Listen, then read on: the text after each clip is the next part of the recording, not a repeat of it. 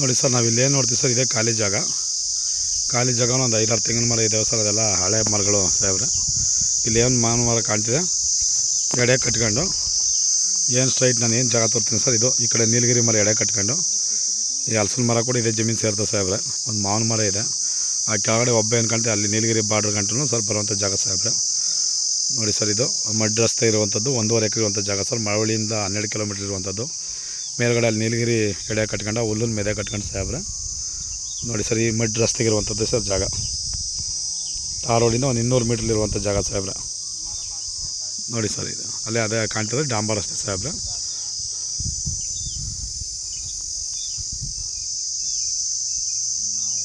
ನೋಡಿ sir, 200 metre lane bike ಹೋಗ್ತೀವಿ, ಅದೇ ಸರ್ ಡಾಂಬರ್ ರಸ್ತೆ. ಅದು 1.5 ಎಕರೆ ಇರುವಂಥದ್ದು ಸಾಹೇಬ್ರೆ. ಇವರು ಒಂದು ಕುಂಟೆಗೆ 1,40,000 ರೂಪಾಯಿ ಹೇಳ್ತಾರೆ ಸರ್. ಡೈರೆಕ್ಟಾಗಿ ಕುಂತ್ಕೊಂಡು ನೆಗೆಸೋಲ್ ಆಗುತ್ತೆ, ಓನರ್ ಸಿಟ್ಟಿಂಗ್ ಇರುತ್ತೆ. General property, pure red soil ಸಾಹೇಬ್ರೆ. ಏನು ನೋಡ್ತೀವಿ ಇದೇ ಜಾಗ ಸರ್. ಬೆಂಗಳೂರಿಂದ 127 ಕಿಲೋಮೀಟ್ರ್, ಮಾವಳಿಂದ 12 ಕಿಲೋಮೀಟ್ರ್. ನೋಡಿ ಸರ್, ಇದು ಕೆಂಪು ಮಣ್ಣು. National highway Mysuru to Mavali national ಹೈವೇಯಿಂದ ಒಂದು 7 ಕಿಲೋಮೀಟ್ರ್ ಇರುವಂಥ ಜಾಗ ಸಾಹೇಬ್ರೆ. 1 ಎಕರೆ 20 ಗುಂಟೆ ಅಂದರೆ 60 ಗುಂಟೆ ಇರುವಂಥದ್ದು ಸರ್.